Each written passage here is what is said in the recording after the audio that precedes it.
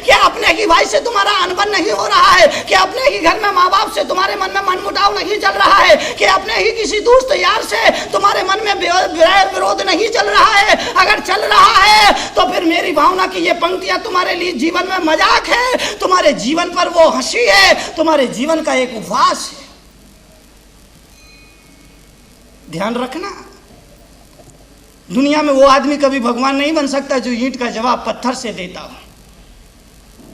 दुनिया में वो आदमी कभी भगवान नहीं बन सकता जो ईंट का जवाब पत्थर से देता हो। दुनिया में वो आदमी कभी महान नहीं बन सकता जो मुक्के का गाली, जो थप्पड़ का जवाब मुक्के से देता हो। दुनिया में वो आदमी कभी महान नहीं बन सकता जो गाली का जवाब गोली से देता है। अरे दुनिया में भगवान वो बनता है जो ईंट का जवाब फूल से दिया करता है, जो गाली का जवाब गीत से दिया करता है, और जो थप्पड़ का जवाब पप्पड़ से दिया करता है। वो मंत्र, वो संत बनता है, वो भगवान बनता है, वो महापुरुष बनता है। और ऐसे महापुरुषों के चरणों में ये दुनिया अपना सिर झुका दिया करती है, अपना प्रणाम निवेदित कर दिया करती है।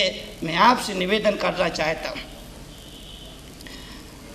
अपने विचारों को शुद्ध बनाओ, अपने मन को शुद्ध बनाओ, अपनी दृष्टि को शुद्ध बनाओ, अपने भावों को शुद्ध बनाओ। आदत बुरी सुधार लो, बस हो गया भजन। बुरी आदत को सुधार लेना सबसे बड़ा भजन है। अपने संस्कारों को बदल लेना सबसे बड़ा धर्म है। अपने मन को गलत रास्ते पर जाते हुए मन को रोक देना, यह सबसे बड़ा भजन हुआ करता है। यह सबसे बड़ा कीर्तन हो जाया करता है। हमारे भाव जो विकृत हो रहे हैं, उन भावों को सुकृत बना देना, ये पुण्य है और ये धर्म का सबसे सरल उपाय है। लेकिन इस मुल्क का आदमी इतना बेईमान है, मैं आपके पड़ोसी से नहीं कह रहा हूं, मैं आपसे ही कह रहा हूं, बाजू वालों को मत देखिए। इस मुल्क का आदमी इतना बेईमान है, इतना बेईमान, इतना बेईमान है। अगर तुम्हारा खुद का दीवाला निकल जाता है तो कहते हो क्या करे। ईश्वर की यही इच्छा थी, भगवान को यही मंजूर था। अगर तुम्हारा खुद का दीवाला निकल जाए तो तुम कहते हो क्या करो, भगवान की यही मर्जी थी, भगवान को यही मंजूर था, इसीलिए मेरा दीवाला निकल गया। और अगर पड़ोसी का दीवाला निकल जाए तो तुम कहते हो बच्चे साला खूब पाप करता था, अन्याय करता था, रिश्वत खाता था, मिलावट करता था, पाप भर रहा था, पाप का घड़ा भर रहा था, वो तो एक दिन फूटना ही था और आज फूट गया।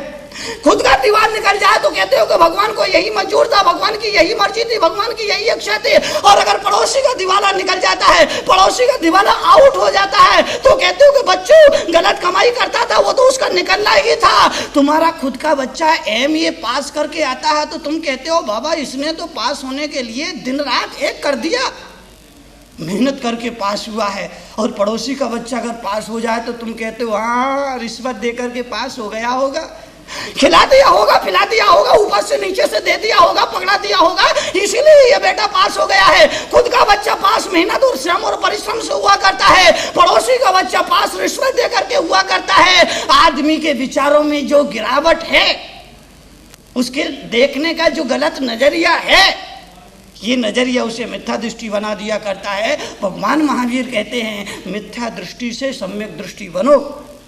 सम्यक दृष्टि जीव इस जगत में रहता है, जगत में रह करके भी ऐसा रहता है जैसे कि बंधनों से मुक्त होकर के रहता है। सम्यक दृष्टि से तात्पर्य वो हंस दृष्टि, जिस तरह से हंस हुआ करता है। हंस को अगर दूध मिला, पानी मिला, दूध रख दिया जाए तो हंस दूध पे लिया करता है, पानी छोड़ दिया करता है। ठीक इसी तरह जो सम्यक दृष्टि हुआ करता है, वह सम्यक दृष्टि संसार की बुराइयों के बीच रह करके भी कुछ अच्छाई खोज लिया करता है, कुछ सच्चाई खोज लिया करता है, उसे पकड़ करके जी लिया करता है और संसार में कमल की भांति निर्लिप्त होकर के जीता है और हंस से परम हंस बन जाया करता है। वो सम्यक दृष्टि हुआ करता है। मान्य बात। मंदिर में गए, दुर्गा देवी की पूजा की, लक्ष्मी जी की पूजा की, पद्मावती माता की पूजा की, तो घर लौटो तो अपनी बहू बेटी में भी पद्मावती के दर्शन कर लेना।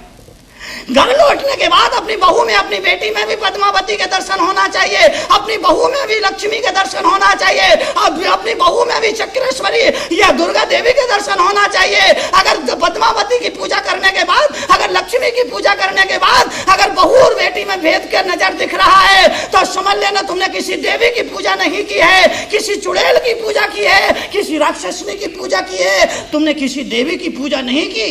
किसी देवी की पूजा करने का मतलब यही है कि बहू में भी वो दिव्यता दिख जाए, अपनी बेटी में भी वो दिव्यता दिख जाए, किसी दूसरे की माँ बहन में भी वो दिव्यता दिख जाए, तो देवी की पूजा करना सही मायने में सार्थक है। वो जीवन में परिवर्तन में कारण हुआ करती है। उम्रे दराज मांग कर लाए थे 4 दिन, 2 क्या होता है?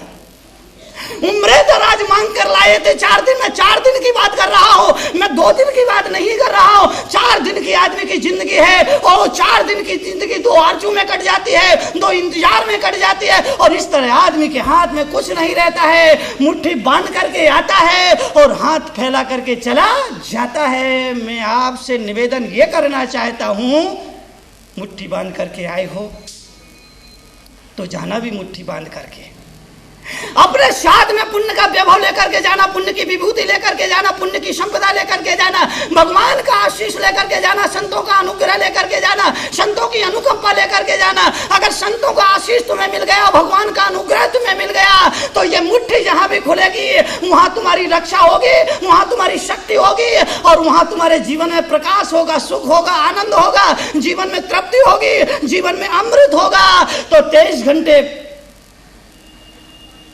पाप ही पाप ना करे, बल्कि उसके लिए, उसके संतुलन के लिए पुण्य भी करे।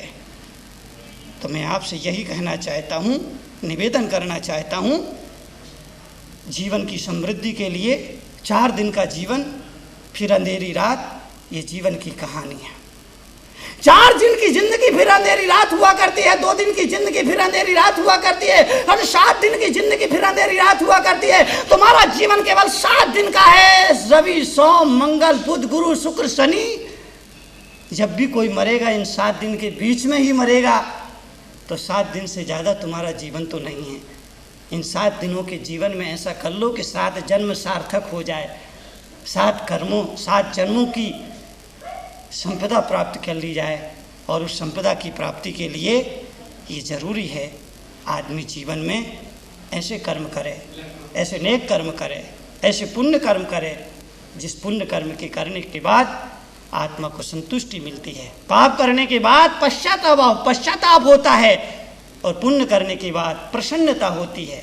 जिसको करने के बाद पश्चाताप हो, समझ लेना वो पाप है, और जिसे करने के बाद मन को संतुष्टि मिले, प्रसन्नता हो, समझ लेना वो पुण्य है। पुण्य जीवन की संपत्ति।